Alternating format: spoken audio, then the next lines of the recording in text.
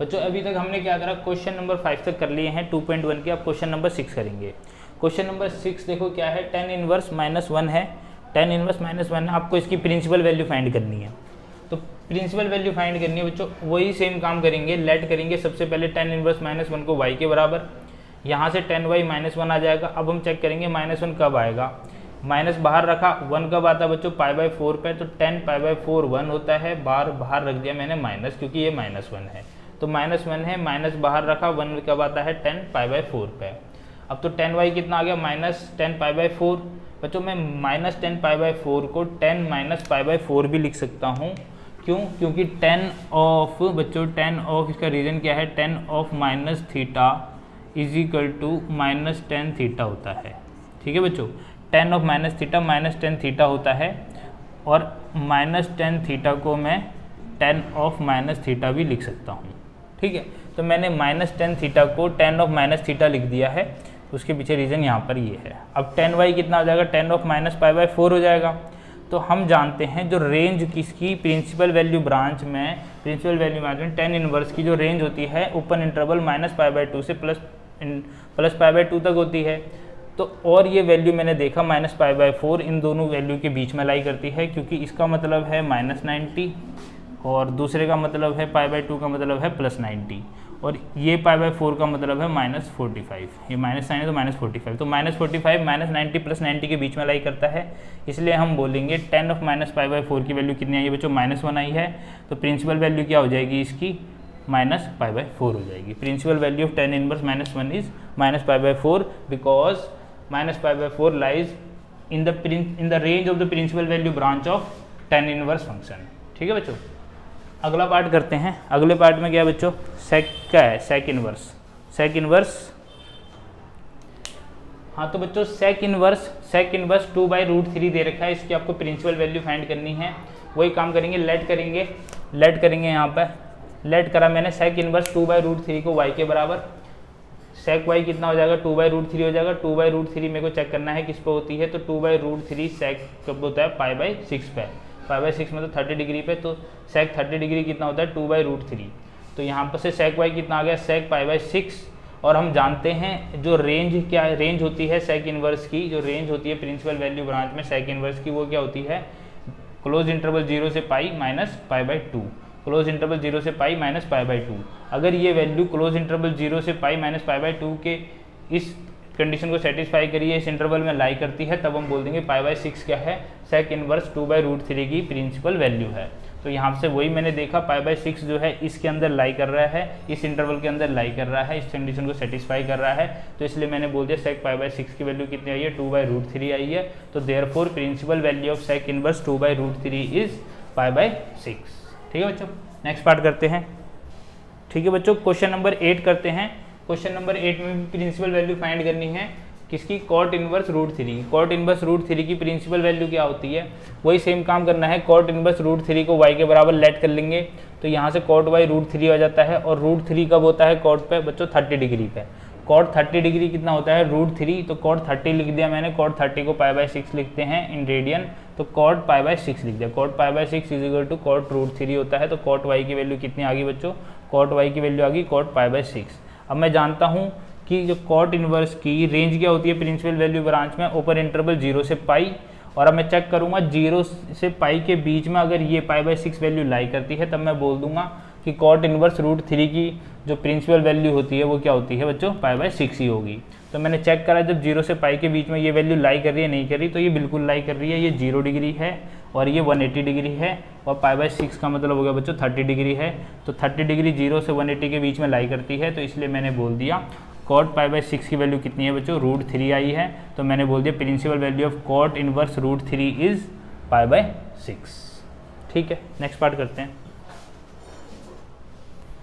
अब बच्चों कर रहे हैं हम 9th पार्ट, क्वेश्चन नंबर 9 कर रहे हैं। क्वेश्चन नंबर 9 में भी cos इनवर्स -1/√2 दे रखा है, इसकी आपको प्रिंसिपल वैल्यू फाइंड करनी है।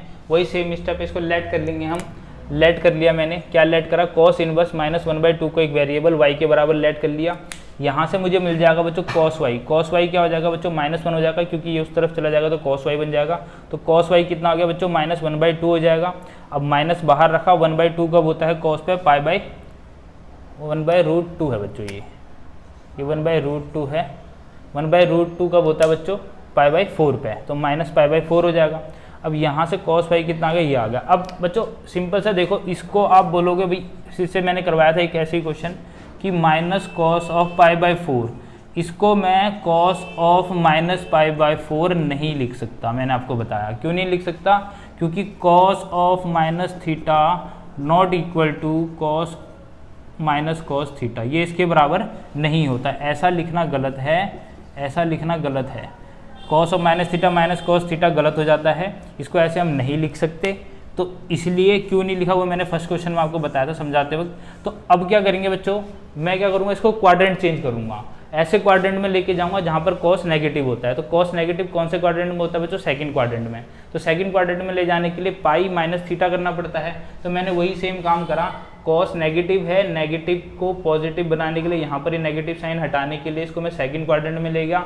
सेकंड क्वाड्रेंट में ले जाने के लिए पाई माइनस थीटा करा, पाई माइनस π/4 करा, इसको सॉल्व करा तो 3π/4 आ गया। तो कॉस फाई की वैल्यू कितना आ गई? कॉस 3π/4 के बराबर आ गई। अब मैं जानता हूँ कि कॉस इनवर्स की जो रेंज होती है प्रिंसिपल वैल्यू ब्रांच में, वो क्लोज इंटरवल 0 से पाई के बीच में होती है। अगर ये वैल्यू इस इंटरवल के बीच में लाई कर रही है, तब हम बोल देंगे ये जो वैल्यू है ये प्रिंसिपल वैल्यू ब्रांच है कॉस इनवर्स माइनस 1/√2 की। तो मैंने यहाँ पर देखा बच्चों, कॉस 3π/4 की वैल्यू -1/2 आ रही है, लेकिन मैं ये चेक करता हूँ क्या ये वैल्यू इन दोनों के बीच में लाई कर रही है, नहीं कर रही। देखो कैसे चेक करेंगे, ये 0 है, पाई 180 डिग्री है। अब जो ये एंगल आना चाहिए बच्चों, क्लोज है ये, ठीक है बच्चों, क्लोज इंटरवल है। अब जो ये एंगल आना चाहिए, ये दोनों या इसके बीच में आना चाहिए, इसके बीच में आना चाहिए। तो इसके बीच में आने के लिए देखो हम चेक करते हैं, 3 पाई का मतलब हो गया 180 डिवाइड बाई 4, इसको काटा 2 पे, 90 पे गया ये, इसको काटा ये 45 पे गया, 45 इंटू में 3 हो गया बच्चों आपका 135 डिग्री। अब 135 डिग्री जो है बच्चों 180 और 0 के बीच में लाई करता है, बिल्कुल लाई करता है। इसलिए मैं बोल दूंगा कि प्रिंसिपल वैल्यू क्या हो जाएगी, कॉस इनवर्स माइनस 1/2 की वैल्यू इज 3π/4। तो प्रिंसिपल वैल्यू क्या हो जाएगी, cos inverse minus 1/√2 is equal to 3π/4। ठीक है, ठीक है बच्चों, इस क्वेश्चन का लास्ट पार्ट करते हैं, क्वेश्चन नंबर 10 इस टाइप के।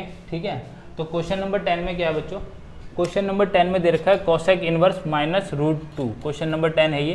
क्वेश्चन नंबर 10 में दे रखा है कोसेक इनवर्स माइनस √2 की आपको प्रिंसिपल वैल्यू फाइंड करनी है। वही सेम काम करना है, कोसेक इनवर्स माइनस √2 को y के बराबर रखा है, यहाँ से कोसेक y कितना हो जाएगा, माइनस √2 हो जाएगा। और माइनस √2 है तो माइनस बाहर रखा, और √2 कब होता है, कोसेक π/4 पे। √2 कब होता है, कोसेक π/4 पे, तो माइनस कोसेक π/4। अब बच्चों कोस y कितना आ गया, कोसेक माइनस π/4। अब हम जानते हैं बच्चों, क्या जानते हैं, मैं इसको ऐसे लिख सकता हूँ ना बिल्कुल, क्योंकि कोसेक